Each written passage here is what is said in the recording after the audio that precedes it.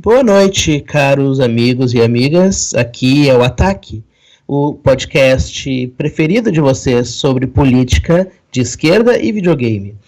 Hoje nós vamos então poder pensar, né, ou fazer pensar, mas qualquer coisa que não seja responder na realidade, né, porque nós somos bem desses pós-moderninhos aí que não respondem nada. Qual é a relação do videogame com a arte? Sempre a pergunta se o videogame é arte ou não, ela é quase imemorial na história do videogame. Né? Desde que o videogame começou a se tornar mais popular, veio a pergunta se ele realmente era ou não era arte. Raramente essas discussões perguntam por que o videogame quer ser arte, o que a arte ganharia com o videogame dentro dela, e o que raios é a arte, ou até o que raios é o videogame. Então, acho que poder pensar um pouco mais as relações da arte e do videogame, sem ter uma resposta definitiva é ou não é arte, que é o que a maioria das pessoas faz, talvez seja mais produtivo. Então, fiquem com a gente para que a gente possa, então, pensar as relações entre videogame e arte, sem necessariamente dizer se é ou não é arte.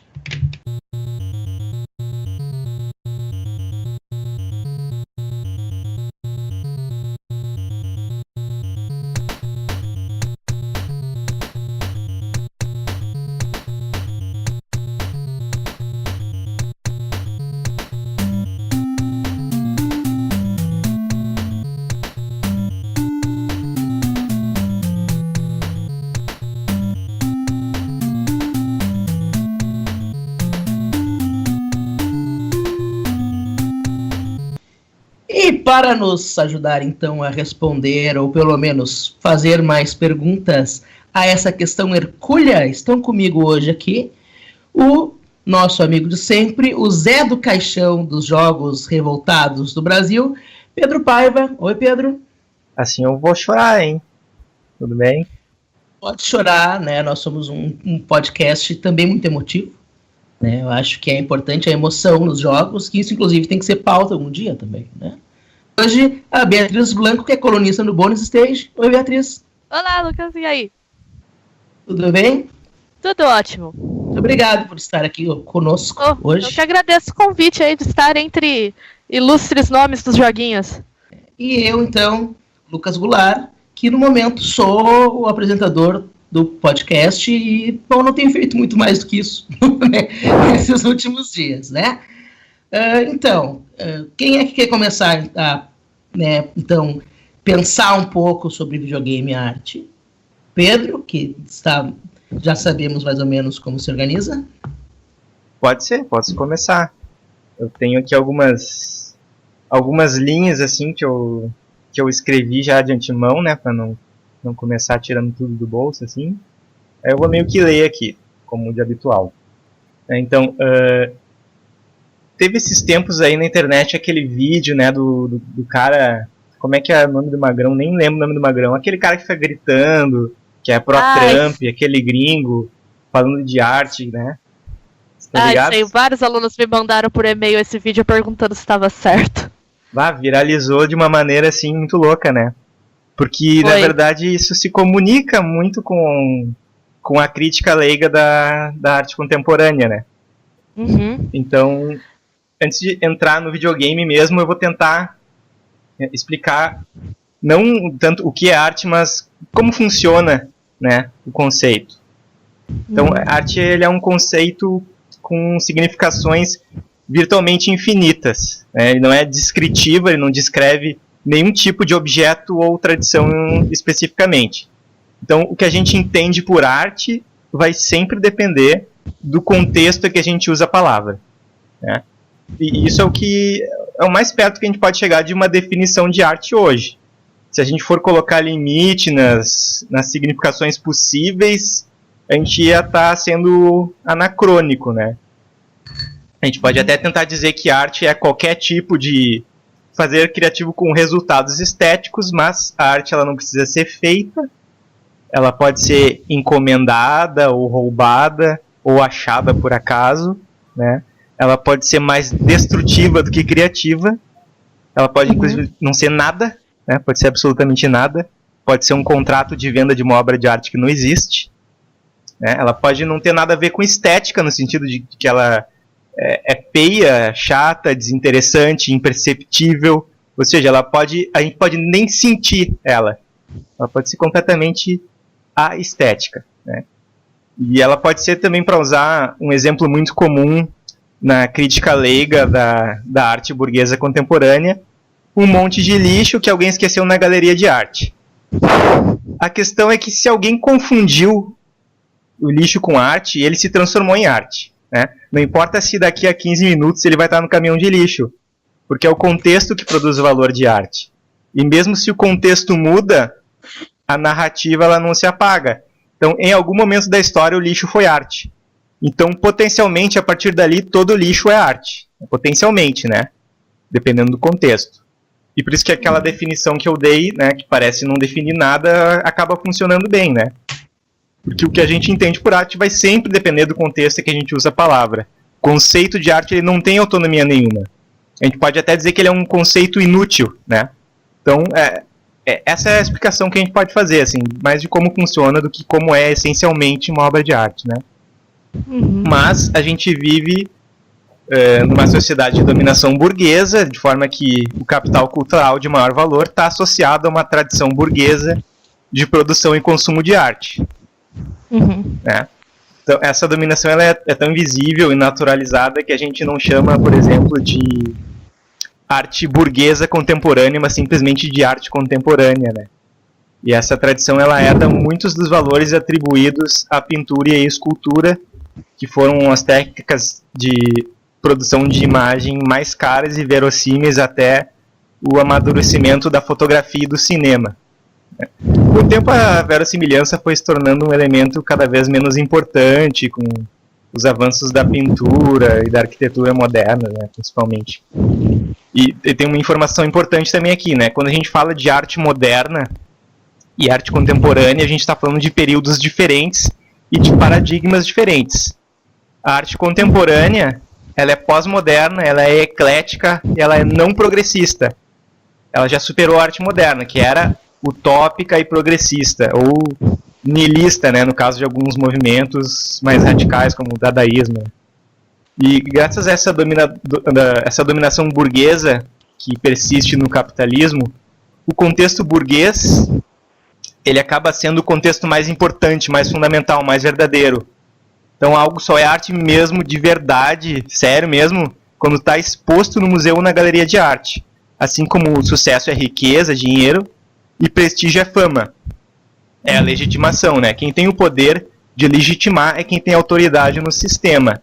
Essa legitimação ela pode ser de caráter antropológico, como, por exemplo, artefatos exóticos que pertencem a outra cultura, e a gente lê esses artefatos no esforço de traduzir o seu significado, ou ela pode acontecer como cooptação, algo historicamente rejeitado pelo mercado de arte burguesa e aceito de forma tardia, né? Porque finalmente fica impossível negar que muita gente considera esse algo como obra de arte em contextos periféricos. Sim. Então, a legitimação ela nunca é perfeita se esses artefatos eles continuam tendo vida nos seus contextos originais, né? Fora desse mercado que é um mercado burguês de pós-pintura, né? Então uma cultura ela precisa estar morta para se tornar arte, ou, em outras palavras, já ter sido superada pela história. Ela precisa caber numa moldura ou num pedestal, literal ou metaforicamente. Então muito do que é exposto hoje como arte e é tratado como arte degenerada pela crítica leiga foi a manifestação de um sentimento anti-arte ou de uma postura política contra o funcionamento do mercado de arte na sua época, né? Uhum. E hoje o mercado está vacinado contra isso. O ecletismo ele é infinito. A arte ela não é artesania, não é expressão de humanidade ou individualidade, não estritamente, porque pode ser também, mas isso não quer dizer liberdade, ele não é um campo de liberdade, né? Existem tendências, como na moda. Então é preciso respeitar essas tendências e está bem relacionado com as autoridades do mercado. Principalmente bem relacionado, porque a tendência ela pode ser fabricada pela crítica, né? E o videogame ele ainda é vivo demais para ser tendência na arte. Então, optar pela arte, dizer que videogames esquisitões eles não são videogame, mas eles são arte, eles são alta cultura, né? apenas deixaria uma categoria de jogos num limbo entre os dois campos, livrando a indústria do videogame da autocrítica e da necessidade de adaptação. Sim. E no contexto do videogame a gente emprega significações com limites bem claros e adaptados a uma tradição de indústria cultural, né? A gente tem direção de arte, a gente tem o artista 2D, o artista 3D, a gente tem a pixel art, enfim, são usos periféricos do conceito, não é alta cultura, não é a arte com maiúscula, né? O videogame ele não se desenvolveu a partir da pintura, dos quadros, da obra de arte única. O videogame ele é banal, e é por isso que ele é muito mais potente. No videogame ele não é sagrado, ele pode ser modelado sem pudor por toda a comunidade, ou pelo menos é isso que a gente deseja e tenta, né? E a gente precisa de videogame popular, né? Não de arte. A disputa pela arte ela é uma disputa burguesa, e é uma disputa que não vai mudar o videogame, né? Mas respondendo a pergunta, assim, videogame é arte se o contexto torna essa associação possível. Então, videogame é arte em potencial. E a pergunta que eu prefiro é: que contexto a gente quer para o videogame? Uma das respostas que eu daria é fliperama. E, bom, por enquanto essa é a minha contribuição aí. Eu gostei muito da resposta. Eu gosto muito das respostas do Pedro, porque é isso. Videogame é arte e a resposta é fliperama. Acho que é fantástico, assim. Acho que, né, encaixa bem. Beatriz, qual a tua resposta? Ou não resposta, como todos nós vamos dar não respostas, eu acho, né? Eu vou muito pela linha do Pedro, né? Eu falo que eu tenho duas posturas em relação a quando me perguntam se videogame é arte ou não. Se eu vejo uma pessoa falando que videogame não é arte, geralmente eu vou brigar com ela, porque ela vai estar muito próxima desses argumentos fascistas, da arte degenerada. É a galera que adota o discurso do funk não é arte, grafite não é arte, entendeu? Então, geralmente eu vou brigar com ela nesse sentido, do tipo, tá bom, mas aí, o que é arte? Para tentar trazer essa questão do status quo, né? Que se você for parar para pensar, a arte, ela, como o Pedro falou, ela é burguesa porque ela tá muito ligada a uma questão do status quo. Quem decide o que é arte? A gente tem hoje como registro, né, o que é arte, o que os historiadores de arte quiseram falar pra gente que era arte. Mas era a única arte naquele momento, né?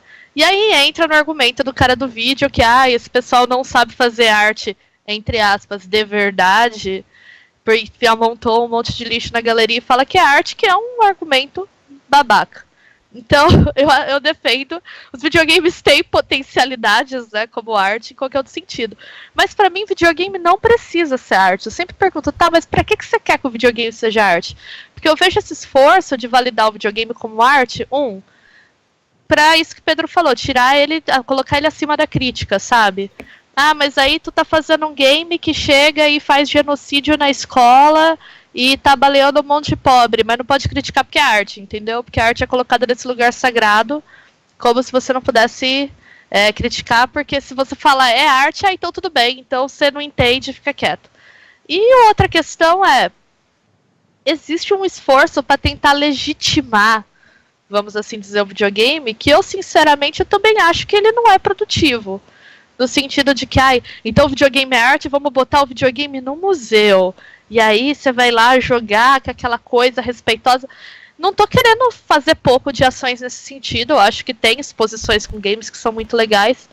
Mas é isso. Pra que a quem serve, né, esses espaços? Pra que a gente diria que o videogame é arte? A gente tá tentando se validar. Parece que os games eles ficam muito correndo, né? O videogame mainstream e tal, atrás de validação, né? Você tem que jogar jogo de verdade. Game não é pra criança, né? Rolou muito isso de tentar provar que game pode ser pra adulto. Então era legal fazer o jogo mais violento possível só pra mostrar que ele não era Super Mario. E agora tem isso de, o game é arte, então é uma coisa muito...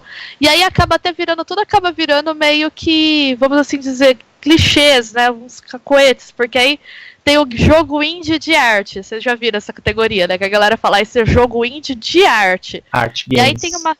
Art games, né? E aí o pessoal às vezes chama de jogo indie mais artístico, que segue certas pré-requisitos de estética, de jogabilidade e tal, mas no fim acaba sendo uma classificação meio vazia, né? Porque você fala, esse aqui é arte porque ele tem um estilinho que a galera decidiu que não é comercial. Então eu vejo muito mais potencialidade mesmo no videogame ser banal. Eu acho que eu tô com o Pedro, o negócio é fliperama, o negócio... Não botar o game no museu, entendeu? Botar o game na rua, sei lá, na praça. Não acho que a gente tenha que ficar tão preocupado com videogame ser arte ou não. Não acho que a gente tenha que buscar essa legitimação através do status de arte. Então, pra mim, videogame é arte, mas não precisa ser arte se não quiser também. Pode não ser, tá tudo bem. É proibido dançar coladinho, mas se quiser pode. Se quiser pode, exato. É o contrário do videogame como... O videogame como mercado, que é vale tudo, só não pode dançar homem com homem, nem mulher com mulher. Bom, mas aí não vale tudo, né? A gente tá com um problema logístico aqui. Acho ótimo o que vocês falaram. Eu tenho uma visão que, por um lado, vai muito pro lado que vocês dizem. Né? Obviamente, a arte como legitimidade, ela é clara na nossa sociedade burguesa. Né? A arte... Porque eu estava lembrando de uma palestra que eu vi com um arquiteto que na verdade, ele é arquiteto agora, mas ele deixou de ser... Ele era um artista de performance muito famoso na década de 70, que se chama Vito Acconti. O Acconti, eu vi uma palestra dele em que ele diz...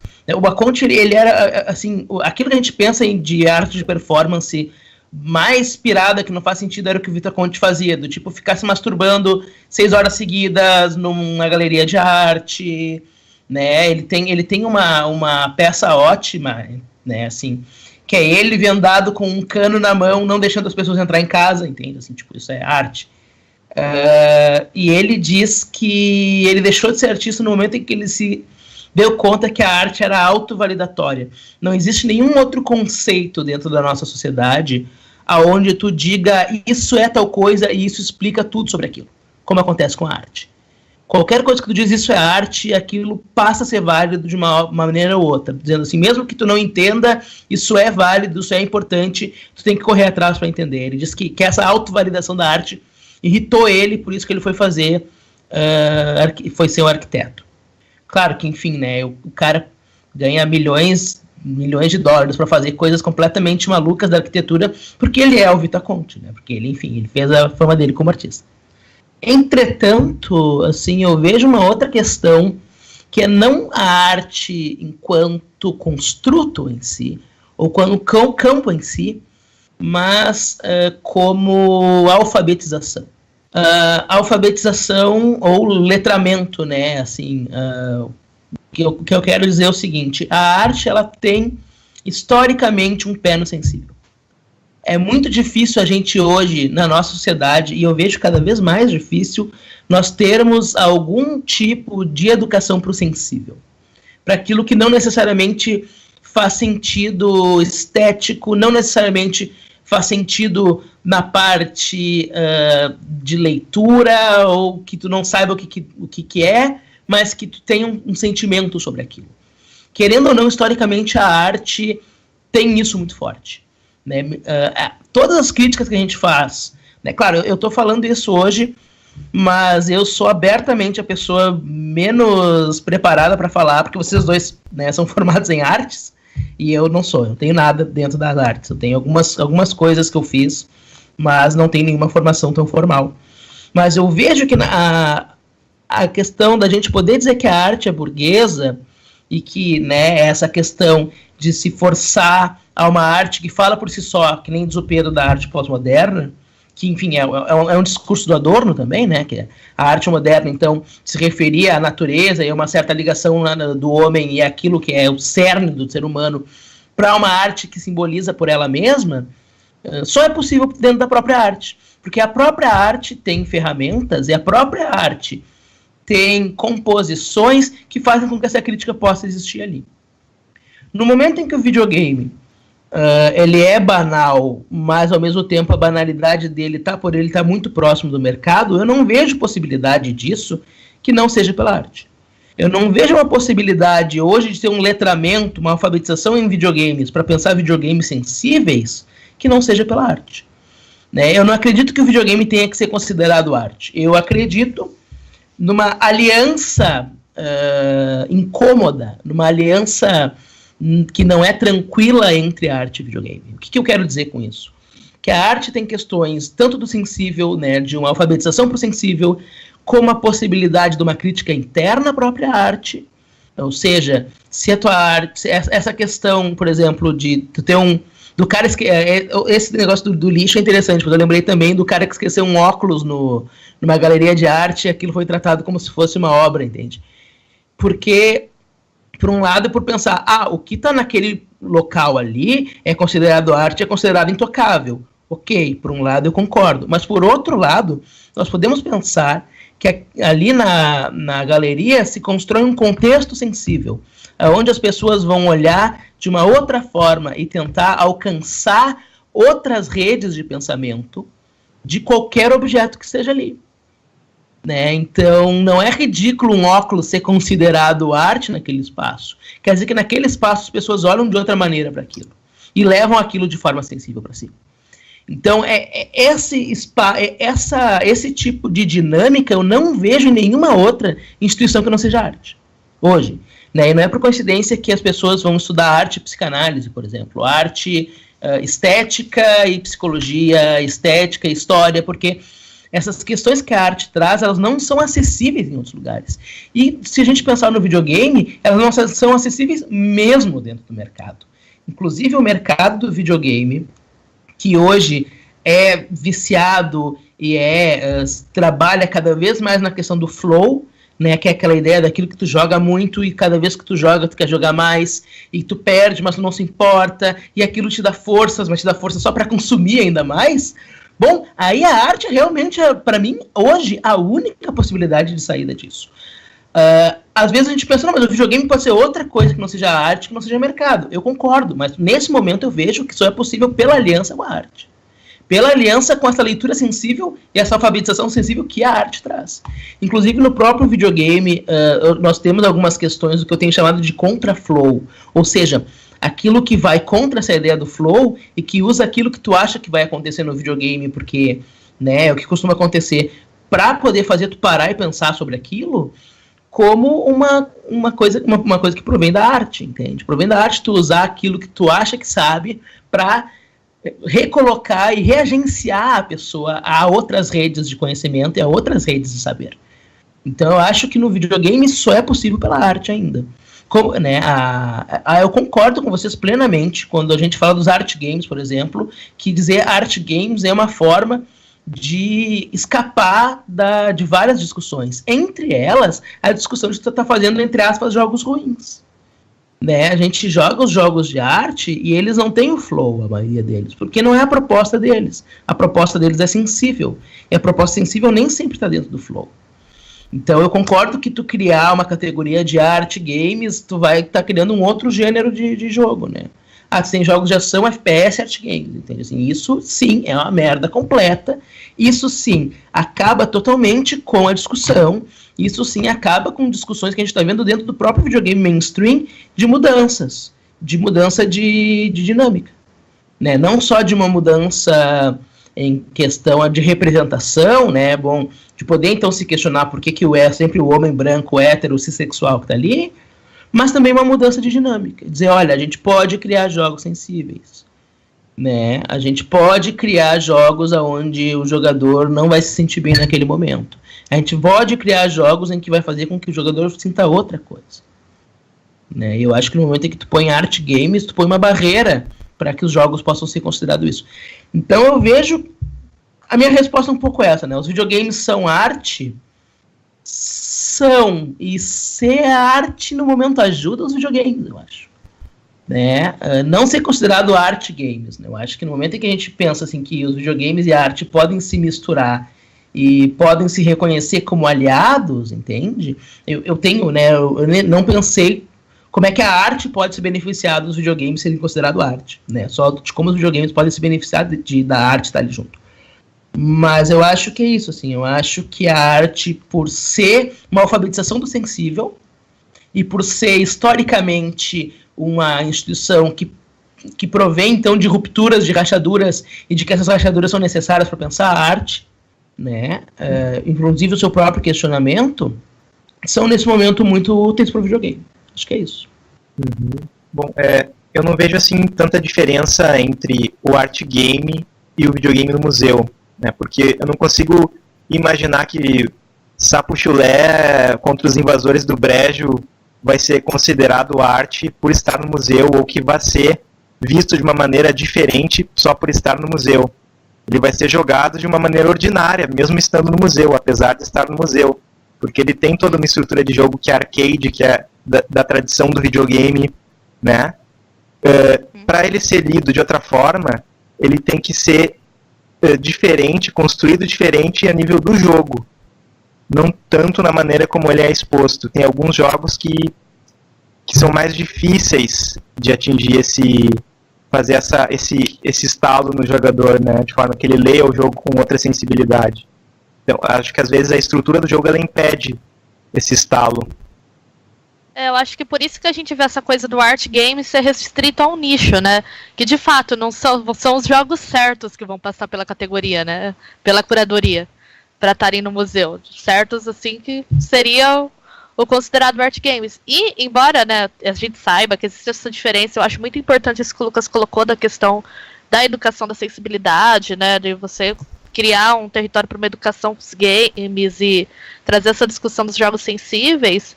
Eu tenho um pouquinho de medo que essa coisa do art game vire só uma modinha de museu, sabe? Sim, pensando aqui o mercado de arte em si. Essa coisa de, a gente vai fazer uma exposição e botar uns games porque eles são super descolados e é isso. É que o problema dos jogos no museu... primeiro tem o problema do museu em si, né? Que é uma coisa que a Bruna Dias e a Aline, a gente estava conversando ali, e que elas trouxeram, que o museu, ele é um lugar completamente desconfortável. Ele é um lugar desconfortável. Ele é um lugar que exige uma postura corporal, ele é um lugar que exige uma disciplina corporal. É uma coisa que sei lá, tu entra ali, tu lembra do Foucault, tu entende? Porque tu precisa de uma disciplina corporal, como se tu precisasse de uma certa disciplina corporal para te poder alcançar o que está ali. Ele torna o público submisso por definição, né? Você entra no museu, você já fica meio tenso, você já tá com uma postura submissa, né? Sim, é muito engraçado, porque o museu, a quantidade de seguranças que tem no museu, né? O museu, ele é quase um banco, entende? Assim, é uma coisa que ele é completamente vigiado o tempo inteiro, né? Sim. Sim, até porque as obras ali valem muito dinheiro, né? Tem isso também. Ele também é um banco, né? Ele é verdade. Nesse sentido, sim. Mas a questão do museu realmente é muito problemática, então, né? Eu acho que a gente meio que concorda qual é o papel da arte dentro do videogame, mas pensar qual é o papel do videogame dentro da arte é interessante também, né? Mas o que eu ia colocar e o exemplo que eu ia dar não é nenhum exemplo meu, é um exemplo do Pedro ainda. Assim, a relação e o que o Pedro sempre fala do Bubsy, por exemplo. Eu acho que o Pedro pode falar um pouco mais da paixão dele pelo Bubsy, que eu acho fantástica, mas é isso, assim, a leitura que o Pedro tem do Bubsy só é possível no momento em que tu tem uma leitura sensível do Bubsy. Né? O Bubsy é um jogo, e o Pedro sempre coloca isso, que ele é um jogo... Tu fala do Bubsy, não vou falar por ti, da tua ideia. Bom, mas eu acho que esse é o ponto, assim, né? Um jogo, ele não precisa se aproximar de nenhum gênero art game ou de nenhuma estrutura de jogo para ser lido de uma forma sensível, e eu duvido que estar no museu vá produzir essa outra interpretação, né? Uhum. Eu acho que não é por aí, até porque eu nunca joguei videogame no museu. Eu tenho essa leitura sensível, né? Como é que eu consegui construir essa leitura sensível do Bubsy, que não é simplesmente a rejeição porque é um jogo ruim, porque ele não é tão bom que nem o Sonic, enfim, né? Eu acho que a questão é essa, porque assim, o que eu vejo quando o pessoal vai falar de videogame como arte, são muitos esforços para trazer o videogame para o museu, entendeu? Para fazer essa validação através do museu.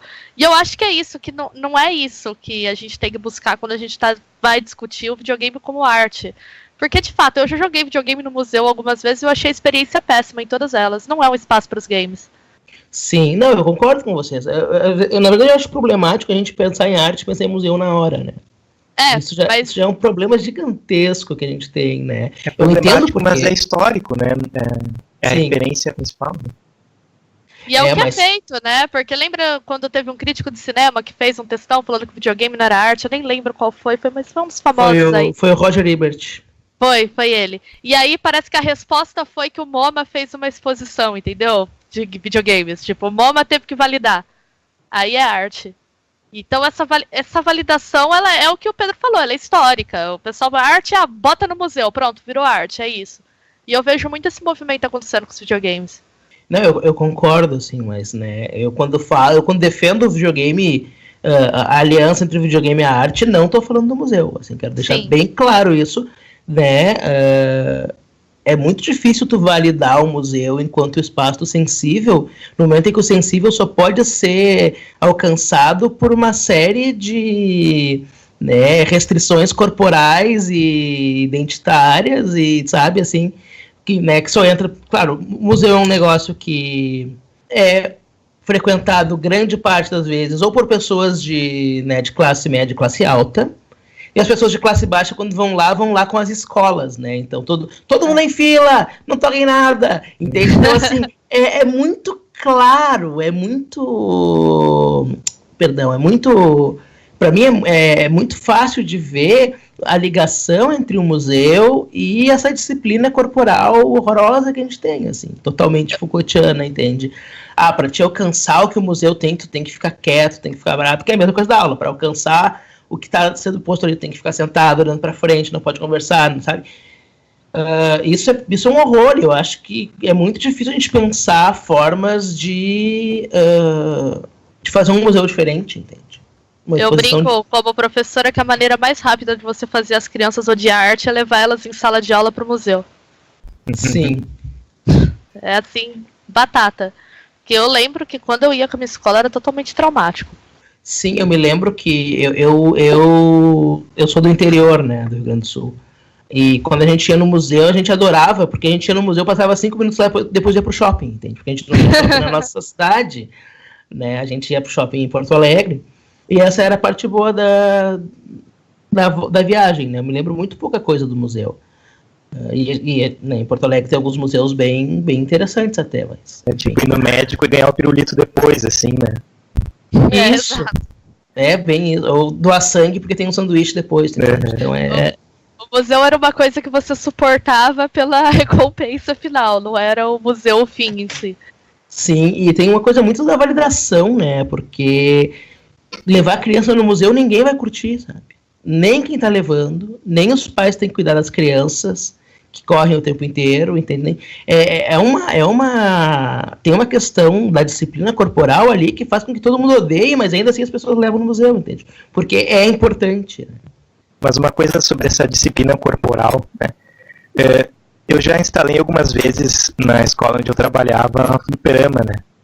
Eu pegava lá salas de vídeo, levava meus consoles, instalava, e aí eu ficava lá, né, administrando e tal.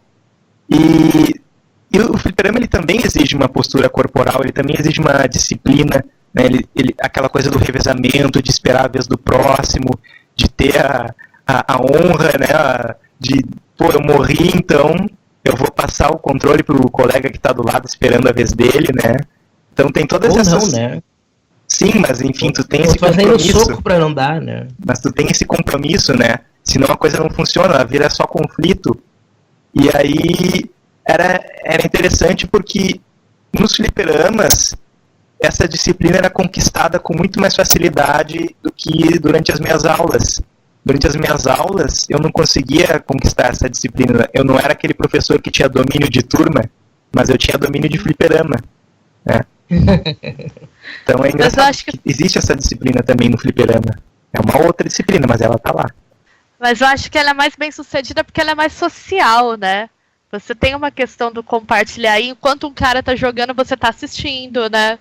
Tem aquela coisa da troca. Tanto é que eu que tô estudando a questão de videogame para mulher, muitas vezes se fala, o que afastou muitas meninas dos videogames era que os fliperamas não eram espaços muito acolhedores para elas. Então acho que é muito interessante a gente retomar o fliperama mesmo. Esse movimento agora que se vê de pessoal organizando fliperamas, tipo, de fim de semana vamos lá pro centro cultural levar o console e jogar. Porque é isso, tem uma postura corporal, tem um certo comportamento e tal, mas é uma coisa que ela é muito mais social do que é um museu. O museu é um ambiente que você mal pode falar, dependendo da exposição que você tá, né? Uhum. E é um ambiente que você interagir te causa desconforto. Há uns anos atrás eu fui na exposição da Ligia Clark na Pinacoteca. E aí ela tinha, né, aqueles que ela falava aparelhos sensíveis que você tinha que fazer compartilhando. Você tinha que ver as pessoas assim fazendo mil malabarismos pra não ter que tocar em ninguém na hora de usar os negócios, sabe? Parece que é um espaço que te inibe de ter contato mesmo. Sim, é porque o grande problema do museu é um pouco esse, né? Ele investe, assim como a escola investe, que o acesso ao sensível ele é individualizado, né? A gente sabe que, ao mesmo tempo, talvez seja uma relação nossa com o museu, mas eu fui nos museus quando eu não estava no Brasil e eu vi umas cenas lindas, assim, eu vi uma cena de uma mulher ensinando essa questão sensível para o filho dela. Ela olhava para o filho e dizia, qual é que foi a obra que tu mais gostou? Por quê? Como é que tu te sentiu quando viu essa obra, entende? E a criança não sabia explicar aquilo muito bem naquele momento. Era uma criança bem pequena, tinha uns 5 anos de idade, entende? Eu gostei desse porque tem bastante preto. Como é que tu sente? Não sei, o preto é legal, me deixa meio triste. Entende? Então, assim, aprendendo, inclusive, porque esse acesso ao sensível, quando eu digo que ele é uma alfabetização, é porque a gente... Não é uma coisa que tu alcança, entende? É uma coisa que tu vai aprendendo e que a gente não aprende. E que hoje, cada vez menos, a gente aprende com as questões de mídia, por exemplo. Né, que são feitas, então, para uma repetição incessante, assim. Né, eu queria largar o Adorno de mão, mas é muito difícil, entende? Assim, porque é isso, tu vê, é uma repetição incessante, e nos videogames é pior ainda, entende? Né, a gente estava falando antes, o que é um MOBA, sabe? O MOBA é uma repetição incessante sempre das mesmas coisas, tu entende? Então, assim, é muito complicado isso. Né? E quando eu falo que a sensibilidade é possível no museu e na arte, ela é possível, só que a gente tem que investir nisso. Isso é uma questão da arte que eu acho interessante e que eu não vejo possível em mais nada. Né? Eu vejo, por exemplo, o que a gente consegue sentar e jogar videogame e a própria revolução da crítica do videogame, que não tá chegando aos poucos no Brasil, né? Mas a crítica, realmente crítica do videogame, provém da arte, entende? Provém de pessoas que começam a fazer crítica nos Estados Unidos que vem ou da sociologia ou das próprias artes plásticas. Uhum. Então, assim, o questionamento da arte está dentro da arte, entende? É isso, e isso é o que eu acho que é interessante de colocar. A validação dessa arte burguesa pós-moderna, né, que é um fim por si só e que é simplesmente feita para gerar capital, tanto monetário quanto capital cultural, está dentro da arte, mas a possibilidade de questionar isso está dentro da arte também, historicamente. Né? Não é por coincidência que a arte é considerada perigosa em quase qualquer ambiente autoritário. Uhum. Entende? Nos ambientes autoritários, a primeira coisa que eles fazem é poder lidar com a arte, né? Não necessariamente destruir, mas fazer como, por exemplo, né, o nazismo é sempre uma questão interessante, porque é isso. Eles souberam lidar com a arte, né? E eles investiram exatamente nessas mídias que tem um flow mais alto, logo, né, uma despersonalização maior. Uhum. Despersonalização no caso do sensível, né? Então, acho que não é coincidência. E quando eu falo que a arte é interessante é por causa disso, não é porque a gente tem que levar o videogame pro museu, entende? Não. Eu acho que se a gente levar o videogame pro museu e a gurizada ficar em volta gritando e fazendo algazarra, né, e tentando roubar o controle um da mão do outro, aí eu acho super, super, super legal. Não, aí eu acho legal mesmo, aí eu acho que sim. Eu já não gosto de roubar o controle, não vale. Não vale? Não vale roubar o controle. Não vale dar cotonete molhado na pessoa que tá jogando pra jogar pior também. Não vale, agora só falta tu querer proibir a manha da camiseta, Pedro. Aí eu vou dizer que... A manha da camiseta tá liberada, não é uma coisa que atrapalha o outro. Aí realmente eu vou dizer que tu tá sendo muito, muito restrito no videogame. Não. Mas é isso, né? Eu acho que talvez, se a gente for pensar como é que a gente vai levar o videogame de uma forma boa pra dentro do museu, seja isso. Levar o videogame junto com as suas características sociais. Eu acho que a gente tem que repensar a educação de arte, na verdade, né? Se for parar... O problema é tudo estrutural, né? Se for parar pra pensar. A gente tá aqui debatendo a questão do museu e da escola que leva a criança no museu, mas a gente aprende arte, né, justamente dentro desses parâmetros aí de validação, burguês, de status. E aí, daí que sai coisas, tipo aquele vídeo terrível que viralizou aí do maluco gritando na maior arrogância que ninguém hoje em dia faz arte de verdade porque o pessoal só empilha lençol no museu. E É complicado, né? Porque ao mesmo tempo a escola é um ambiente que tem uma estrutura muito complicada para você dar uma educação sensível de fato, né? Sim. Então, eu acho que o problema vem aí da forma que a gente enxerga a arte mesmo, porque é isso, né?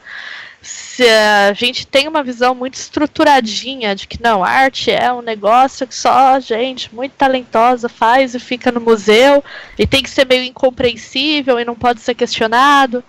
E aí o videogame entra nisso, e aí não, porque aí tem que ser um videogame muito diferente. Enfim.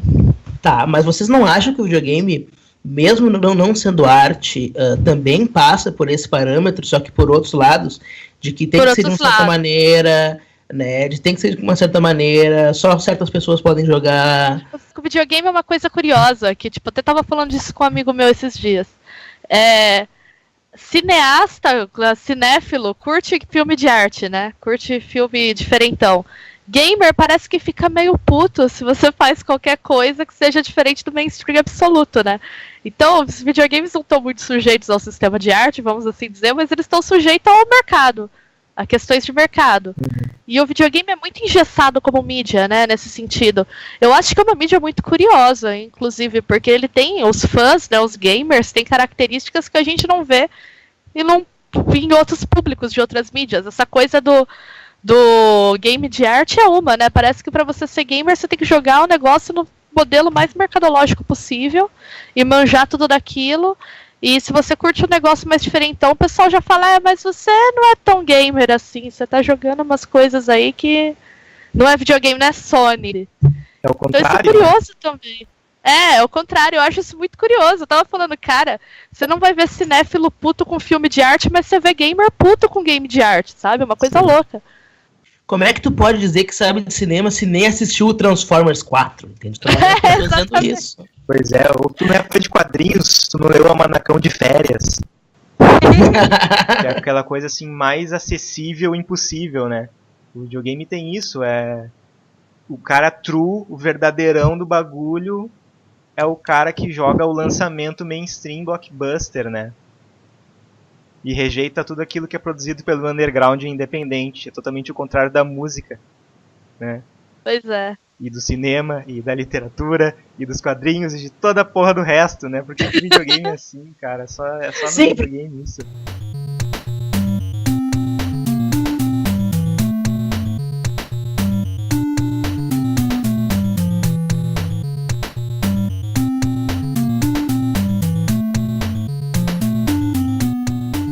Mas é porque o videogame, nós assim, nós achamos que estamos fazendo uma coisa mais ou menos simples, mas nós somos quase o underground do underground do underground, assim, porque o videogame, ele é a mídia de massa mais ligada a essa questão cíclica do consumo ininterrupto, né? Porque não é coincidência que o true gamer mesmo é aquele que joga, sei lá, Dark Souls, que tu tem que jogar 3 anos pra poder jogar direito aquela porcaria, entende? Pois é, né? E é uma mídia muito baseada em desempenho, né? Você tem que ser bom, então Sim. Você tem que jogar desempenho em conhecimento enciclopédico, né? Que é aquela coisa de você ficar vomitando dados e dados. Não, porque me fala aí quem que programou o jogo dos anos 1982, os caras têm dessa, né? Isso se tu for mulher, né? Pra mulher. Mas entre eles também um pouco, entre os caras também eu vejo um pouco isso, viu? Entre a galera que é mais mainstream, mas pra gente é pior, pra mulher com certeza. Sim, mas é que eu acho que isso aí já é um pouco mais próximo de todas as outras, né? O clássico da mulher que tá usando uma camiseta de banda, qual é que é o baterista da terceira formação do Rush, entende? Acho que o Rush só teve um baterista, na verdade, mas enfim. Acho que é só o Neil Peart mesmo. A gente tava falando dos art games e tal, e de que seria não muito produtivo que os jogos de arte fossem simplesmente um gênero, né? Mas também eu acho que é importante a gente deixar claro que é importante que existam jogos diferentões, é importante que existam jogos Sim. que não sejam divertidos numa perspectiva tradicional comercial, é importante que existam jogos ruins, é importante que existam jogos feitos por pessoas que não sabem fazer jogos, né? Sim. Isso aí, acho que até ela entra num ponto que eu tô lendo agora um livro, recomendação sua, Lucas, o Game on the Edge, da Adrienne Shaw. Adrienne Shaw casa comigo, sabe? Ai, que mulher. Não, eu tô apaixonada também, eu entendo. Não, ela é lésbica, mas assim, ela não precisa nunca fazer nada comigo, entende? Não precisa, só pra poder dizer assim, sabe com quem eu vou pra casa, sabe com quem que eu vou conversar, pra quem que eu vou fazer comida hoje, pra Adrienne Shaw, entende? Assim, tipo, é só isso que eu quero na minha vida. Que ela fala uma coisa muito interessante, que é a guetorização, né? Porque é isso, é legal ter game de arte diferentão. O que não é legal é eles ficarem fechados num nicho pra ser só jogada pela pessoal que é o underground dos games, né? Porque ela fala disso, ela fala da questão da representação. Tá, a galera tá tendo representatividade dos jogos, mas acaba sendo uma representatividade de nicho. E aí, no fim, o pessoal que é representado nem gosta tanto, porque tá tão estereotipado quanto, né? Acaba se apropriando de estereótipos de mídia, de representação de minoria, vai lá, coloca, tá, cumprir uma cota da representatividade aqui, e aí?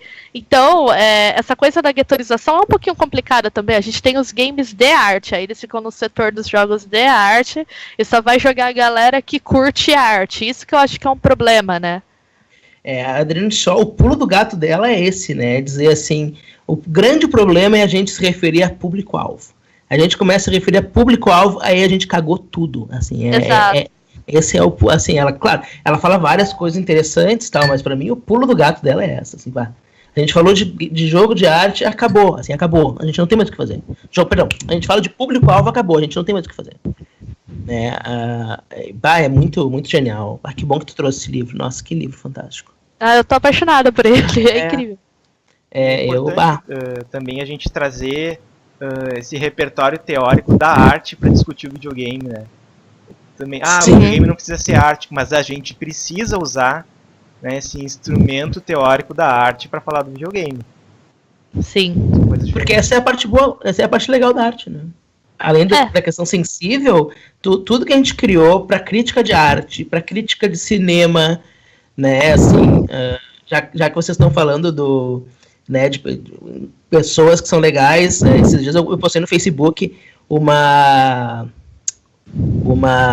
crítica de cinema que se chama, não vou lembrar o nome dela, Alice, não vou lembrar agora, mas que ela tá fazendo ela tem uma proposta incrível, que ela tá trazendo todas as visões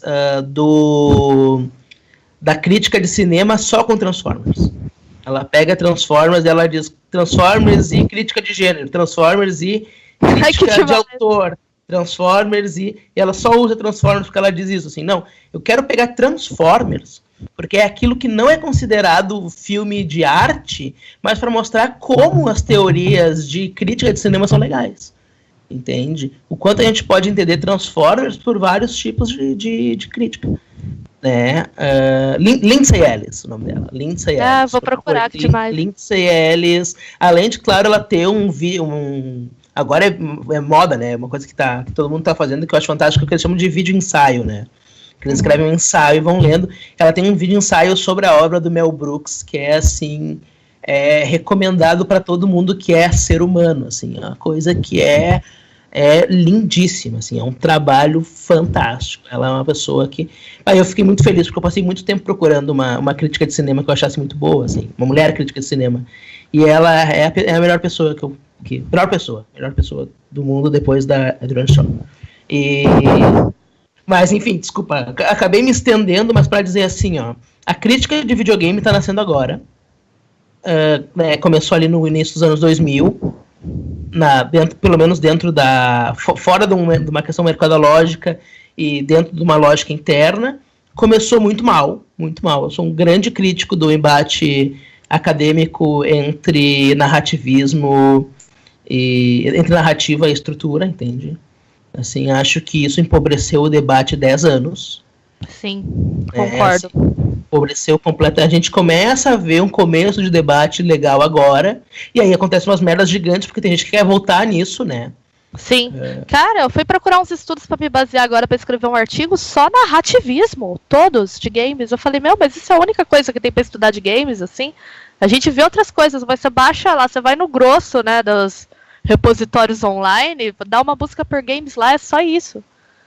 É só, tu tem coisas muito, muito recentes, né, que vão falar de...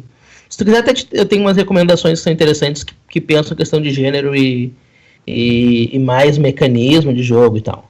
Mas que esse é o grande problema, assim, as pessoas que vão discutir jogo no começo provém ou dos estudos de narrativa, né, e das ciências humanas e da sociologia, ou provém de questões mais voltadas para transformar aquilo numa coisa, numa disciplina né, independente e tirar dos estudos de mídia, assim. E aí tu tem um embate entre esses dois grupos que é um embate que vai pra merda, assim, que ninguém, né? Exato. Parece o final do Queime Depois de Ler, sabe? O Queime Depois de Ler tem o melhor final do mundo, que o cara da CIA olha pro outro e diz: e o que aprendemos com tudo que aconteceu aqui?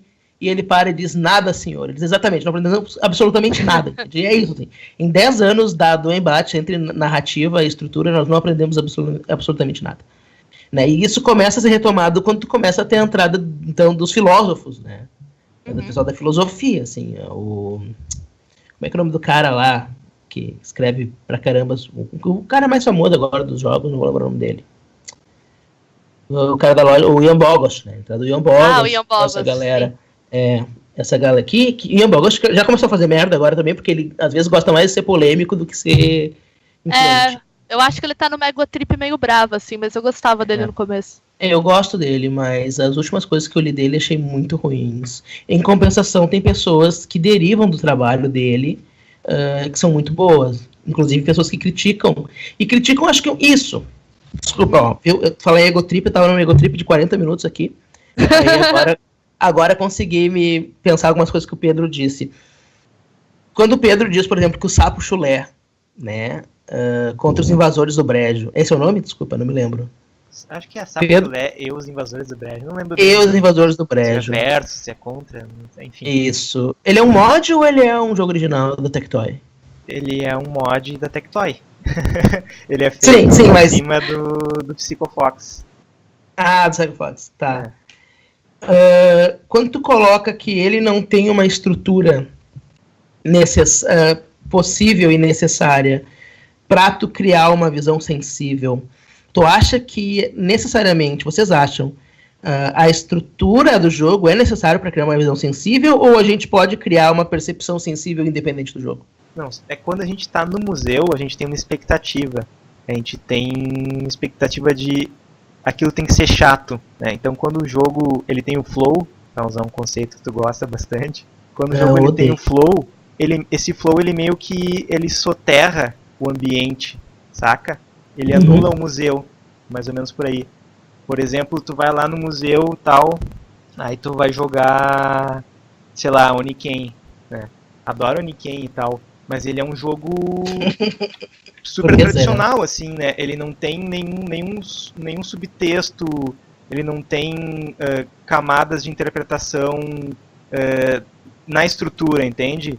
O que a gente pode ler sobre esse jogo depende do repertório que a gente já tem fora do jogo e que a gente leva na hora de jogar.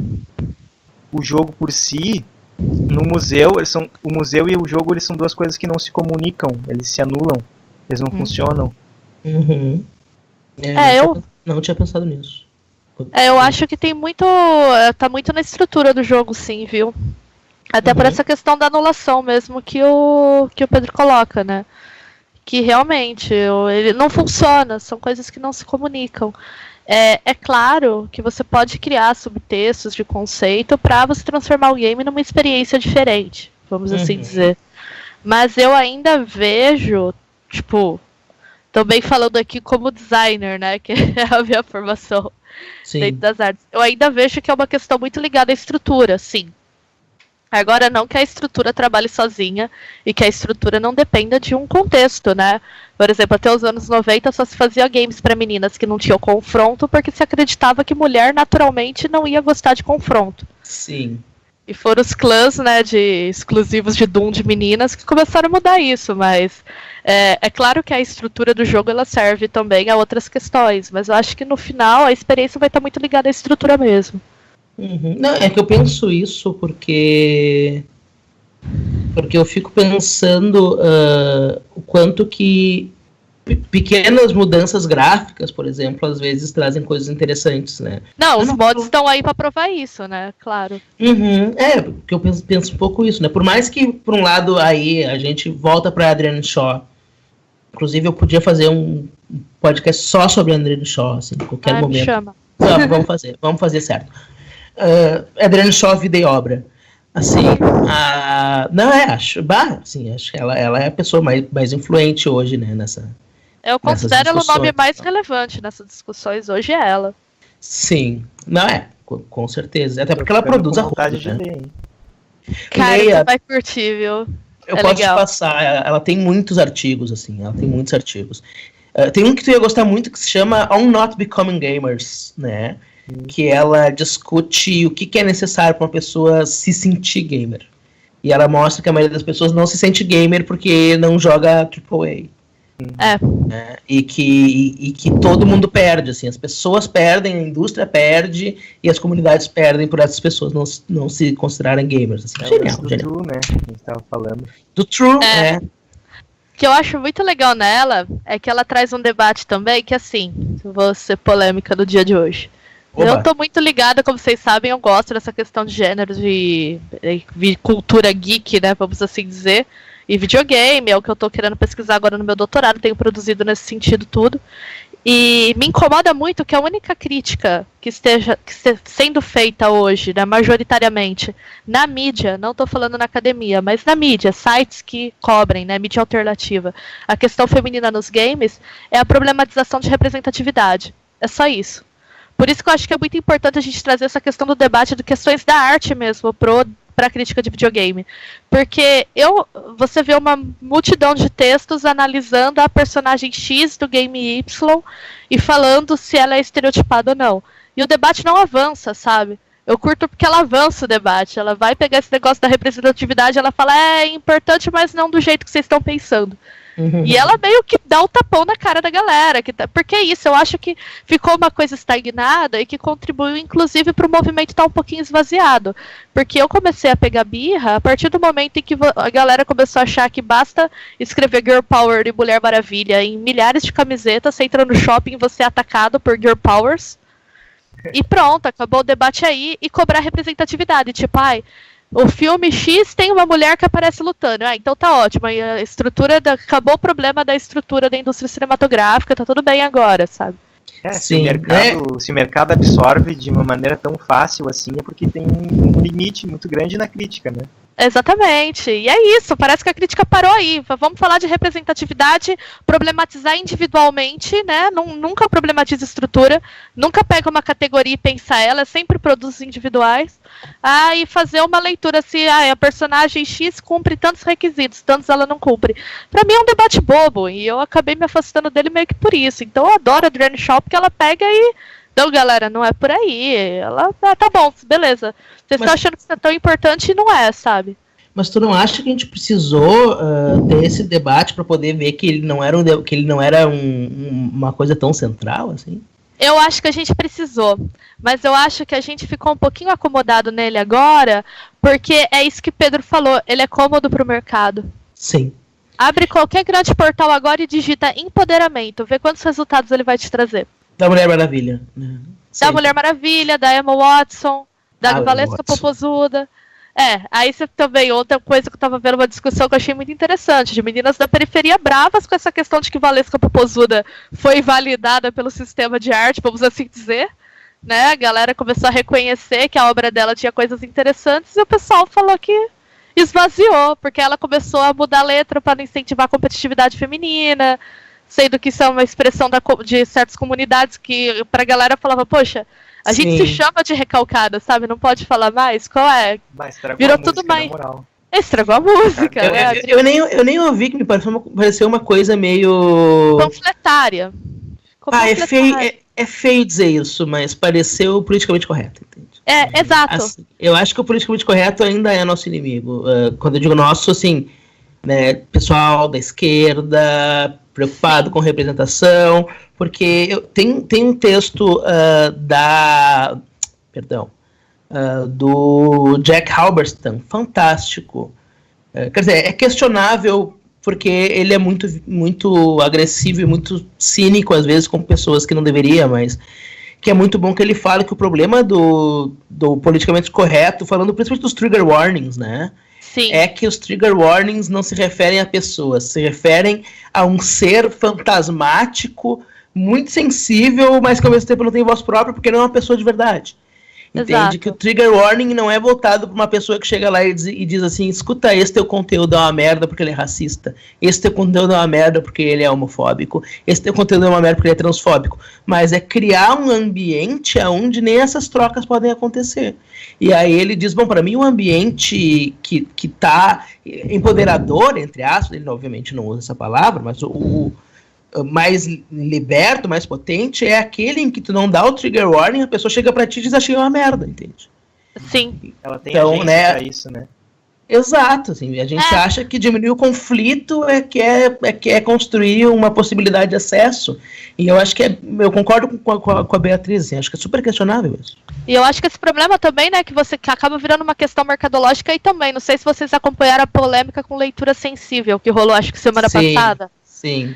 Que aí muita gente falando barbaridades, mas uma colocação eu achei muito interessante que eu vi de uma professora, que ela falou assim, cara, sabe qual que é o meu problema com esse lance de leitura sensível? É justamente saber que essas obras, elas não estão sendo... A galera não tá com medo de publicar uma coisa racista. Eles estão com medo de serem boicotados porque o público se ofendeu, porque o negócio é racista. Então, assim, a motivação é totalmente cagada. E ela falou exatamente isso. Às vezes eu acho que seria mais positivo isso ir pro mercado e a galera fazer um boicote e falar que é racista mesmo, para pelo menos você ter um debate aí e a galera se ligar, porque fica, né, nessa coisa de não tentar ofender uma sensibilidade imaginária, e às vezes você acaba se retirando um pouco desse território de conflito. E é um problema, né, você evitar o conflito. Eu concordo, mas eu acho que é um pouco em partes. No caso dos leitores sensíveis, porque eu li duas coisas que são interessantes, né, nessa questão. Primeira é que o leitor sensível não é isso que eu estava falando, eu acho. Porque tu efetivamente põe uma pessoa a falar o que ela achou. E o que ela, né, essa pessoa que provém do... Né, provém desses lugares, vai lá e fala. Né, e segundo que, pelo menos as experiências do Brasil não tem a ver com não lançar os livros. Eu acho que aqui no Brasil isso é distante ainda, né? Quem teve boicote eles estavam citando as editoras inglesas, né? O mercado anglófono, vamos assim dizer, que já tá fazendo isso para evitar boicote, né? Não, acho difícil, nem o Monteiro Lobato foi boicotado, então... Pois é, mas aqui no Brasil é interessante que eu li que a única experiência foi uma história que tinha uma personagem trans, e a pessoa que escreveu não era trans, eles chamaram uma mulher trans para dar uma auxiliada nos termos, para ver se estava tudo certo, para ver se a tradução estava boa, tu entende, assim? Sim. Então, assim, são duas coisas eu acho que são interessantes. Primeiro que tu ouve pessoas, tu não ouve uma voz fantasmática e pode ser que as pessoas fiquem chateadas. Então, tu ouve pessoas, né, com motivações claras, com vivências materiais dessas violências falando. E segundo, assim, não vamos ser hipócritas, tu emprega essas pessoas, tu entende? Sim. Isso dá... tem uma fala de uma mulher que é leitora sensível nos Estados Unidos, que ela diz, eu sou uma mulher negra muçulmana. Ela nunca ia estar empregada. Exatamente o que ela diz, assim, o motivo pela qual as pessoas não me empregavam é o motivo pela qual as pessoas me empregam agora, entende? Isso é ótimo. Mulher negra muçulmana. Eu queria que fosse, né, assim, ia ser ótimo se as pessoas não fossem escrotas, né, ou ia ser ótimo também se a gente vivesse no socialismo, mas assim, a gente não tá aí ainda. Né? E eu acho, sinceramente, é uma coisa que cada dia mais eu penso, que a possibilidade da revolução, enfim, não precisa chamar de revolução se não quiser, né? Quem for muito pós-moderno, muito acatado para usar esse termo, eu super entendo, mas assim, a possibilidade de um afã de mudança estrutural. E a possibilidade das pessoas que estão em posições mais vulneráveis sobreviverem, elas não são juntas. Sim. Elas, muito pelo contrário, eu acho que elas são opostas, infelizmente, entende? Então, acho que cada passo que a gente dá de um lado, a gente tem que dar do outro. Né? Cada passo que a gente dá para pensar uma mudança estrutural de um lado, a gente tem que passar por outro. Opa, peraí, isso não vai ferrar mais a vida dessas pessoas, entende? Então eu acho que a coisa dos leitores sensíveis nesse sentido eu acho muito legal por causa disso, assim. Né? E muito legal também para mostrar, assim como o videogame, a literatura também é cheio de melindres que vai acabar. Eu nunca tinha pensado que eu ia ouvir isso fora do videogame, mas eu ouvi, vão acabar com a literatura, tu entende? Mas falam isso há muito tempo. E principalmente por conta agora dessa literatura voltada para adolescentes, a EA, né, que eles falam, que seria para jovens adultos, né? E eu já vi uma galera falando, porque isso é um absurdo, porque agora só fica escrevendo esses romancinhos. Agora tá na moda o romance gay, também já ouvi essa, tá na moda. Nunca existiu. E a literatura tá falando disso, vai acabar com a literatura. A gente tá vivendo um momento aí de debates semelhantes, né? Inclusive, acho que nesse vídeo da arte tinha uma hora que o cara falava de videogame, não falava? Nesse vídeo bizarro aí. Eu me recusei. Eu assisti uma crítica ao vídeo, mas eu não vi. Ele citava o Gamergate, né? Porque estaria acontecendo a mesma coisa com o videogame que aconteceu com a arte. A gente ia acabar com o videogame, eu vi isso também. Os art games iam destruir os games. Mais ou menos essa é a linha de pensamento dele, assim, né? Gente, é muito louco, né? Como se... Como se de repente todo mundo começasse a consumir art games, né? Imaginando mesmo que ele surja só como um gênero, que eu acho que é a única possibilidade de jogos de arte existirem no mercado é como um gênero separado de videogame que obedece a algumas estruturas, né? Ele seria inofensivo para o videogame mais tradicional. Ele seria só um outro gênero para um público de nicho, né? Sim. Também é um problema, né? Enfim, que é aquilo que a gente está falando do gueto, né? Como é que era o termo? Que ela fala de guetorização, né? Traduzindo mal, assim. Mas é isso, de você transformar tudo em nicho. É bem aceito justamente porque é inofensivo, né? Por isso a galera ama o Journey. Journey é lindo, Journey é arte. Mas assim, porque eles pegaram e catalogaram o Journey lá no nichinho e ele não ameaça ninguém, ele tá ali, né? E um problema que eu tenho com a arte também é essa coisa do artista profissional, né? Então, eu me lembro do livro do Nicolas Bourriot, Estética Relacional, que basicamente ele diz que o paradigma contemporâneo, né, o paradigma pós-moderno de arte burguesa a obra de arte ela não tem essência, né? O fato de ser arte não está na essência do objeto, mas está na relação. É mais ou menos o que eu falava do contexto, né?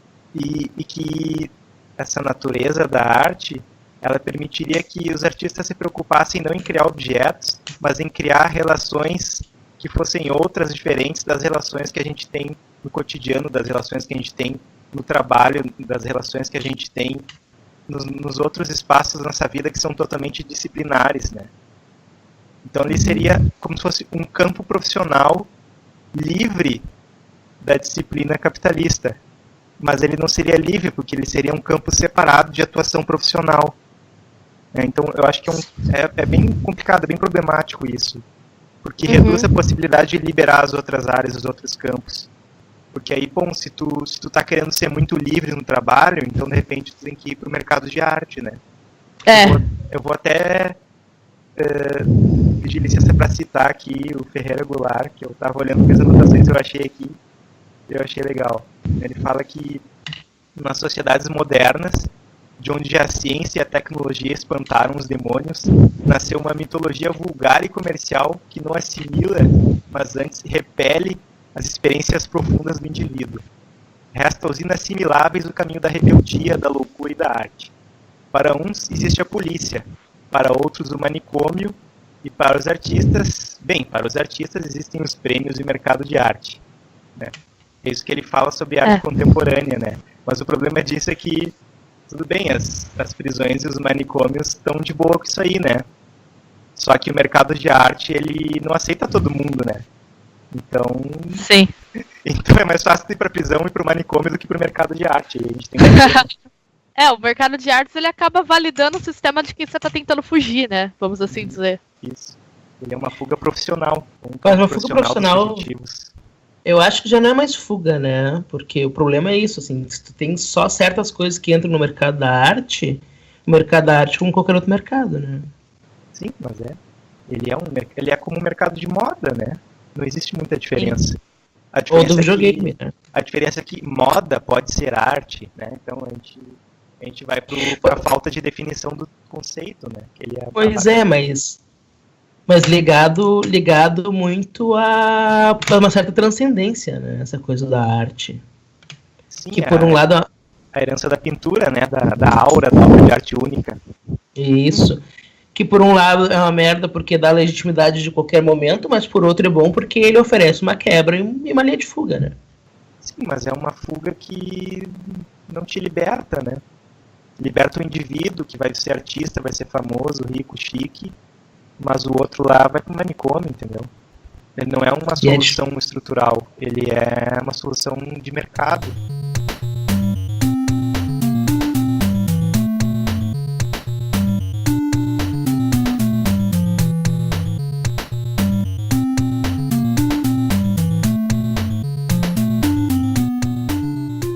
Já viu? Já foi atrás já foi na oficina de arte do São Pedro, por exemplo? Não, nunca fui. É genial. É um lugar absurdo. É absurdo por muitos motivos, né? Primeiro porque eles vendem todas as peças lá por preços, assim, bagatela total, entende? E são peças, assim, de um valor estético óbvio, evidente. Tem pessoas ali que pintam coisas que tu vai ver na galeria de arte, entende? Então, enfim, né? Por um lado, é um mercado, o que é ruim, entre aspas, né? Mas por outro, reverte dinheiro para pessoas que não estão conseguindo acessar a verba, entende? Acessar dinheiro nenhum, fazendo arte. Então, assim, quando eu digo que existem linhas de fuga, elas não são linhas de fuga que vão aparecer em qualquer lugar. Né, eu não sou daquelas pessoas que leem o Deleuze e ficam com aquele tesão de achar potência em qualquer lugar. Uhum. Cadê a potência? Cadê a linha de fuga?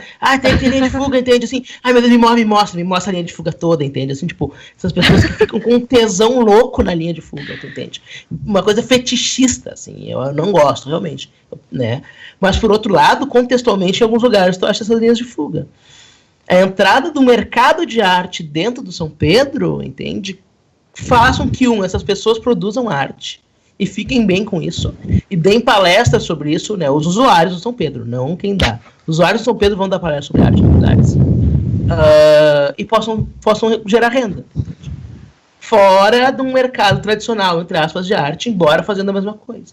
Então, assim, a arte, embora, né, a gente saiba que a gente já falou o suficiente sobre museus e como os museus são uma merda, entende? Mas, assim, a arte ainda oferece linhas de fuga muito mais fáceis e muito mais produtivas no sentido de poder pensar e acessar o sensível do que o mercado, até do que a escola, entende? Do que a educação, muitas vezes. Então, assim, quando eu vejo a arte e o videogame, eu vejo muito mais nesse sentido, né? Mas talvez seja legal a gente pensar isso também, né? Bom, se a gente levar o videogame para dentro do museu, mas manter a sociabilidade do videogame e não do museu, acho que dá para fazer uma bagunça no museu, sabe? Bom, eu já acho que não. Enfim, eu lembrei a gente tá falando do São Pedro e tal, eu lembrei do Arthur Bispo do Rosário, né? Uhum. Que, enfim, ele viveu a vida toda como um louco. Ele morreu e se transformou em artista, né? E a obra dele é incrível, né? É genial aquilo, é muito bom. Só que é isso, enquanto ele estava vivo, aquilo não tinha valor. É muito estranho, é muito significativo que ele tenha se tornado um artista renomado depois de morrer. Mas isso é uma certa sina dos artistas também, né?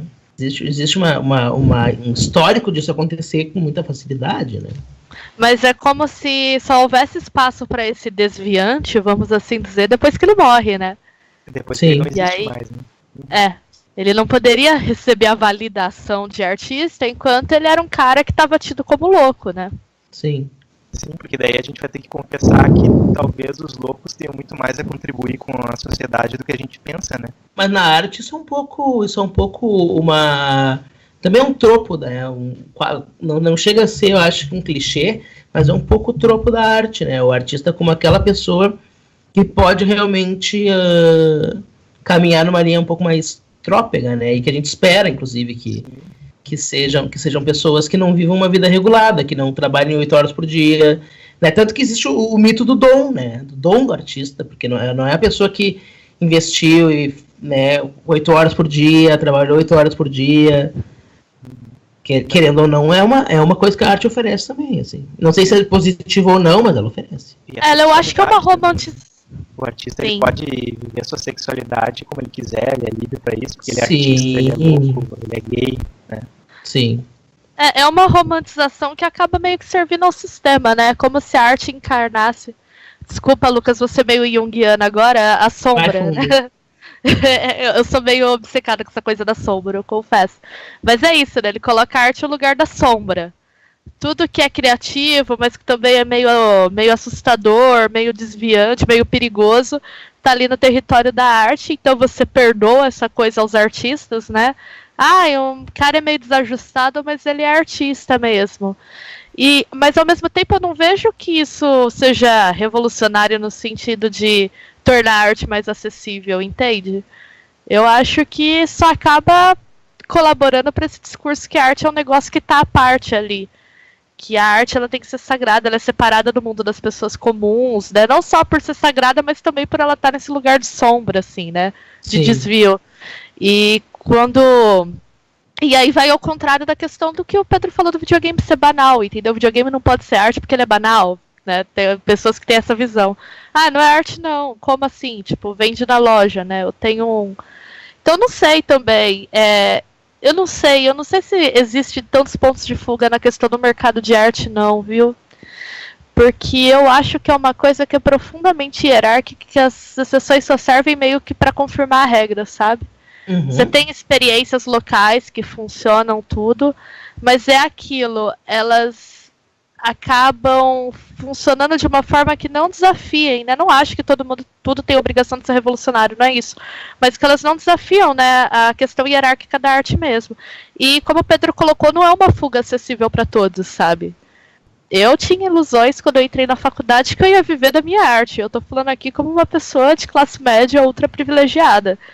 E eu não vivo da minha arte, eu vivo de fazer coisas relacionadas à arte. Mas eu vivo mesmo de fazer design pra empresa, sabe? A questão é essa. Então não sei, cara, eu não sei se existem tantos pontos de fuga na arte, não. Eu acho uma coisa meio... Vou só meio desesperançosa aqui.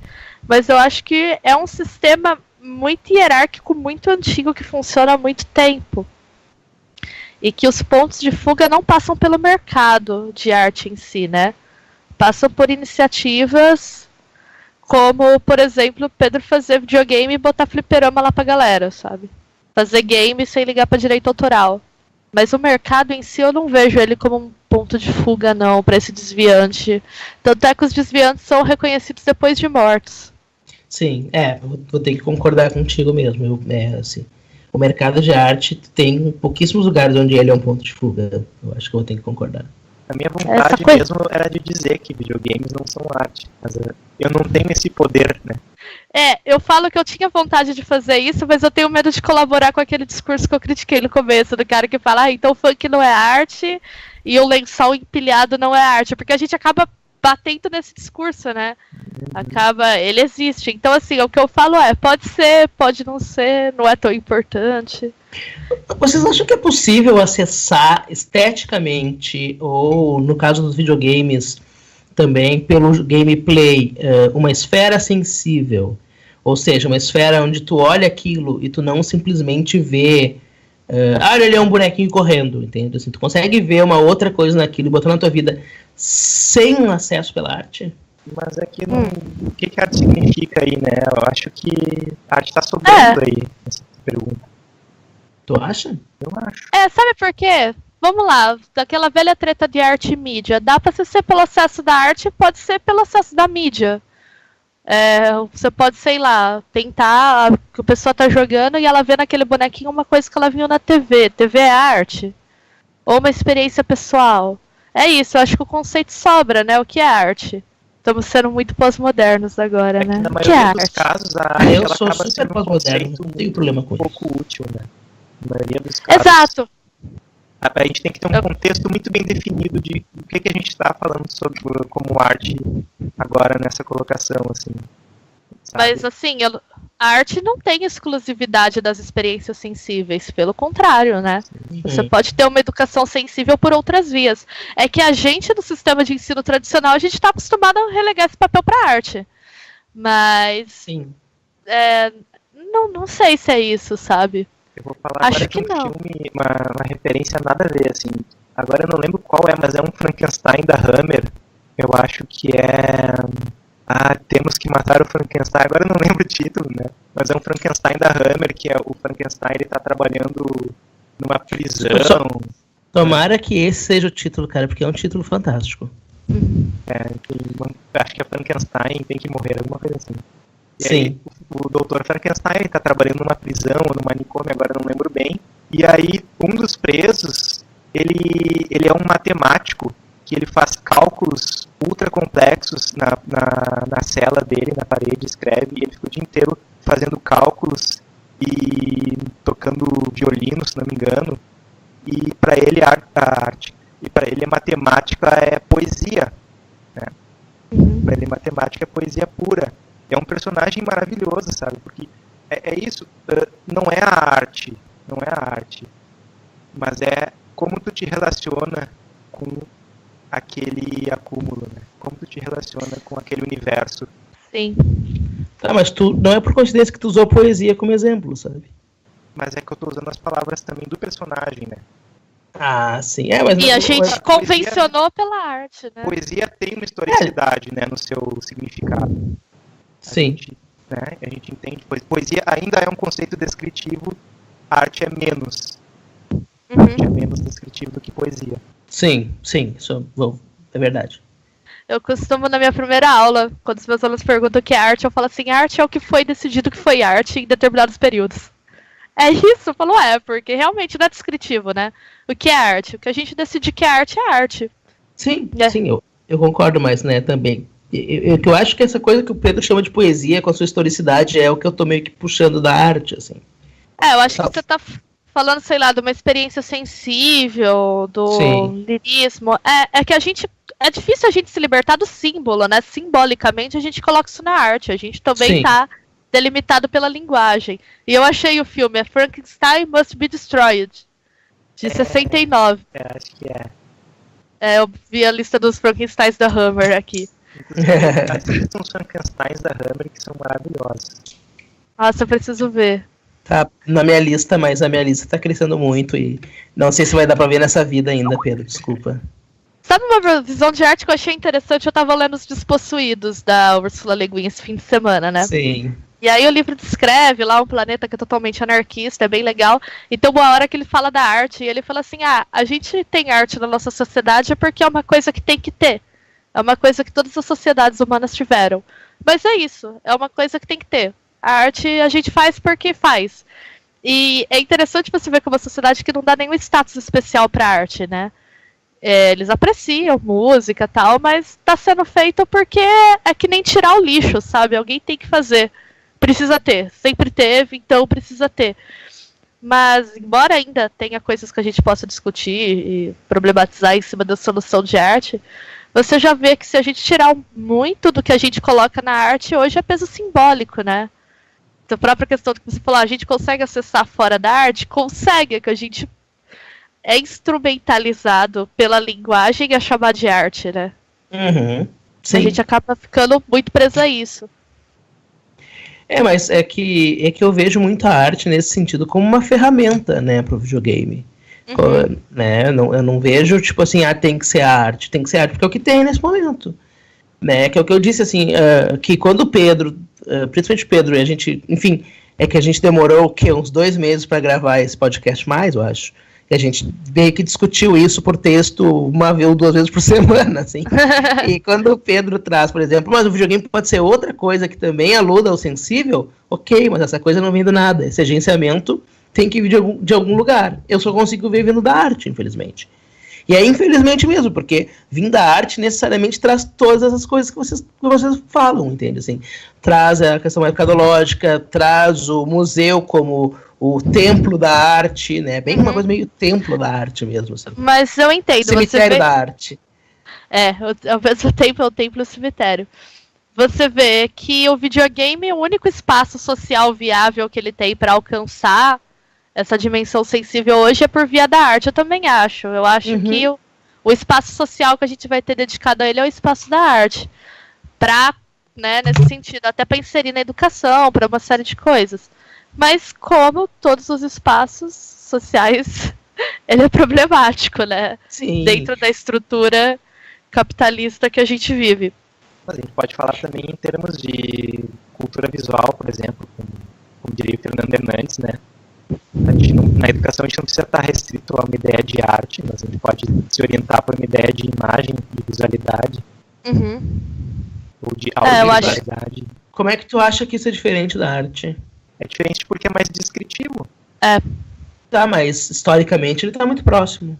Muito próximo, mas ele é uma proximidade que não é sinônima.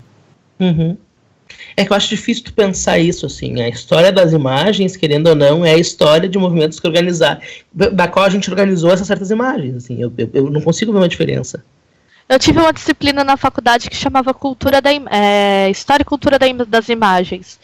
E como que ela se organizava, assim, diferente de uma disciplina de História da Arte. A gente não analisava só arte, mas a gente analisava, por exemplo, fotos de cotidiano, sabe? Então, sei lá, a gente estava estudando o século XIX e a gente estudou por muito tempo cartão de visita, né? Como que era a iconografia do cartão de visita, o diálogo que isso fazia com a arte. Então, eu acho que sim, estudar visualidades, porque a gente vive numa cultura muito visual em que todo mundo produz muita imagem, né? Seja uma via mais interessante.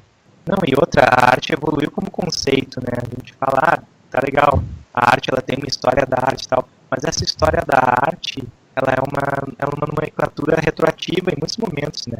Sim. A arte ela já foi simplesmente artesania. Sim. O artista era um chinelão que criava objetos lá para o seu ateliê, lá na sua guilda lá, né? E era um trabalho que poderia ser muito bem trabalho alienado, em que o artista não tinha qualquer prazer, nenhum tipo de expressividade envolvida ali, né? Tinha artistas que eram especializados em pintar mãos, que trabalhavam em ateliês de artistas famosos, que assinavam as obras, né? Tinha uma coisa muito proto-industrial, né? Lá no final da Idade Média. E aí, sim. E essa coisa de o artista que se expressou, do sensível e tal, isso é uma leitura que a gente coloca hoje também, tem muito isso, né? A gente colocar nosso repertório de hoje para ler coisas do passado. Vem muito do pós-romantismo, né? Que é essa coisa do gênio. Mas se você for pegar a raiz grega, né? A palavra arte, grega para arte e para técnica, né? No sentido de técnica manual era a mesma, eles chamavam tudo de tecné. Sim, eu acho fantástico vocês terem trazido isso, porque tem um artigo que eu gosto muito da Emma Westcott, que se chama Independent Game as Development as Craft, entende? Que é exatamente isso, assim, pensar essas formas antigas de arte para poder se desprender tanto do mercado, né, de videogame, quanto do mercado de arte, assim. E é por isso que eu digo que a arte é legal, porque tu pode voltar a esses conceitos históricos, entende? E isso vai dar, não necessariamente uma validade dentro do mercado de arte, mas vai dar uma base para o que tu está dizendo. O que eu vejo a arte como ferramenta é isso, assim, a arte, inclusive, te traz um histórico de diferentes coisas do que foram arte, que fazem com que tu possa construir uma certa materialidade ali. Sim, mas eu acho que a gente deveria escolher melhor os termos, né? Que sejam dentro desse acúmulo da história da arte, da teoria da arte, termos que sejam mais descritivos, né? E que não tenham tanto essa carga simbólica muito pesada e herdeira de tantas coisas e de tantas mudanças do conceito, né? Eu acho que artesania é uma palavra muito mais potente do que arte, para falar de videogame. Sim, eu concordo. Até porque se contrapõe também à industrialidade, né? Sim, recupera esse sentido do artesão, né? Sim, e que é um problema da Revolução Industrial, né? A perda de controle do trabalhador sobre o produto do seu trabalho, né? Uhum. E desculpa, Pedro, quem é que disse isso mesmo? Quem é que está citando aí, hein? Marx. Quem disse isso? Mas eu Isso, obrigado. Eu não tenho nada contra Marx. A não ser o fato de que ele estava errado sobre o papel do Estado. Ai, que bom! Temos 2 anarquistas contra você hoje no podcast, Lucas. Tudo bem, a maioria dos dias são 3, né? Hoje são só 2. Eu ri muito que eu vi um meme esses dias que era assim: Bakunin avisou Marx que ia dar merda. Eu falei, de fato. Avisou mesmo. Fica chateado. Não, teve uma vez que quando a gente lançou o último vídeo e a gente teve mais de 100 curtidas na página, né? E aí eu queria botar o Marx. O Pedro quase me matou. Eu disse, não, Marx não. Foi o Bakunin, então. Não, eu vou botar os 2, pelo menos. Os 2. Aí a gente começou a discussão. Aí entrou o John Tron na história, que a gente tava falando mal dele, não. Ah, sempre? Assim que ele foi declarado supremacista branco. Isso foi o John Tron que fez a gente voltar a fazer o ataque, né? Foi. Obrigado, acho John que Tron. Tudo é válido pra xingar o John Tron. Escroto. Sim, é que a gente... o John Tron com uma máscara, uma bandeira antifa na cara, né? Muito bom. A Antifa foi, assim, o movimento Antifa foi a melhor coisa que inventaram, acho, assim, no contemporâneo, porque é isso, assim, a gente pode se juntar e beber e falar mal um do outro, né, os marxistas falarem mal dos anarquistas e vice-versa, e depois na hora de fazer alguma coisa a gente se junta e faz, assim, eu acho que é a melhor coisa do mundo, assim. Ele é bom porque ele é um termo descritivo, tá vendo? Antifa, ele é direto. Isso. Você sabe o que você tá fazendo lá? É o contrário de arte, que não é um termo descritivo. Não, eu concordo com vocês, Mas a dona Haraway fala, né? A gente tem que investir nas coalizões. Chega de ficar querendo se identificar todo mundo e ficar brigando entre si, assim. Vamos fazer coalizões. Quando a gente tiver feito a revolução, a gente briga, entende? Aí tá bom. Aí depois que a revolução acontecer, a gente senta e conversa. Mas até lá, a gente tem inimigos muito, muito bem estabelecidos. Não aparecendo um Lenin, tá valendo. Não aparecendo. O Lenin. Aí é questionável. Já estamos no questionável, né? Ou Stalin, né? É pesado aí. Mas se bem que o Stalin é até um ponto meio pacífico na esquerda, né? Pra o cara ser fã do Stalin é mais difícil, não. Né? Tem bastante gente que tá tentando fazer um revisionismo do Stalin. Assim, um negócio que tá meio grande. Meio estética, eu acho que é mais estético do que eu acho que é uma coisa meio histérica, vou te dizer, mas tudo bem. Né? Acho que sim. Aquela pra poder falar, tipo, o Stalin matou foi pouco, entende? Essa coisa do. Sim. De falar mal do pós. Assim, é uma coisa de tu falar mal do pós-moderno e fazer o mais do pós-moderno possível, assim. Nossa, uma vez o meme e o bordão. Pois é, uma vez eu caí numa página de marxismo ortodoxo, e aí, tipo, eu já tava achando tudo meio estranho, e aí tinha um post, assim, falando que Stalin defendeu a família tradicional, é homem com mulheres só, então que não podia ter gay na esquerda. Sério, gente, eu li isso. E aí foi o dia que eu comecei a achar que as coisas estavam meio estranhas, sabe? Fiquei meio assustada. Navegando na internet, Beatriz Blanco entrou numa página além da imaginação. Nossa, foi mais bizarro do que ler a galera da Terra Plana, porque da galera da Terra Plana eu já esperava tudo. Tudo bem, sabe? Tem que ter uns loucos, né? Nazi-stalinismo. Já vi página de nazi-stalinismo. E eu acho que tem semelhanças, tem aproximações muito grandes aí. Né? Sim. Eles tiveram uma aliança muito, muito profícua, né? Sim, embora eles tenham brigado ali na guerra, mas é aquela coisa, né? Amigo briga, mas no fundo... Quem nunca brigou com o Stalin, sabe? É isso. Ele era um cara difícil, né? Ele não era um cara fácil. Mas assim, tanto que, enfim... Mas é muito comum isso, né? Desse pessoal ser mais tradicional, e a gente fica impressionado hoje, mas o próprio Stalin... lutou muito contra a homossexualidade, né? Sim. Inclusive, esses dias tem um texto que eu não consegui ler ainda, mas que tenta exatamente eximir o Lenin da culpa, botando a culpa no Stalin, assim. O Lenin, quando assumiu, disse que começou a lidar com a questão da homossexualidade de uma forma mais tranquila, né, e vendo eles como camaradas, e vendo eles como, né, parte do coletivo, e que isso freou com o Stalin, assim. Eu não sei até onde não é revisionismo para tentar colocar tudo no do Stalin, né. Eu tenho bastante desconfiança sobre isso, assim. Eu acho muito complicado tu fazer isso, até porque, enfim, até hoje, né, toda aquela região tem uma problemática muito grande com a questão da sexualidade, assim. Pois é. Eu acho que nem deveria ser uma questão, sabe? Tipo, se o Stalin ou o Lenin não curtiam gay ou não.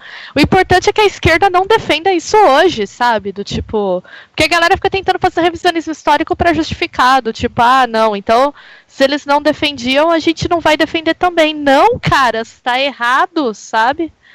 Sim. Ou então. Precisa com o Stalin? Não, o Stalin até que curtia gay, então tudo bem. Não interessa que ele curtiu ou não, isso não deveria ser o argumento, sabe? Vocês já viram as fotos do Stalin quando era jovem? Nunca vi. Olha, se ele curtisse gay, assim, acho que eu ia achar legal, porque era muito boa magia, gente. Gente, Stalin quando era jovem. Não, ele era gato mesmo. E era engraçado que ele tem uma cara meio hipster. Até vou ver se eu não acho aqui a foto. Ele parecia esses hipsters de hoje, sabe? Só faltava ter o coque samurai, assim. Só o que faltava. Gente, a gente podia fazer um experimento social, criar um perfil do Stalin no Tinder. Já deve ter, porque essa foto... Deve ter passado o rodo já. Pois é. Não, eu vou Mas mostrar. Verdade, eu achei a foto aqui, realmente. Vai dizer que tu não vê esse cara fazendo propaganda do Trivago, sabe? Trivago. Deixa eu ver se sai aqui. Não, saiu só o... saiu ali. Deixa eu ver. Não saiu porque a Beatriz colocou. Eu coloquei uma merda, saiu o Google. Total Trivago. Não é Trivago, gente? Stalin é o cara do Trivago. Aquele que aparece no elevador com a mina lá, né, de toalha, né? Isso.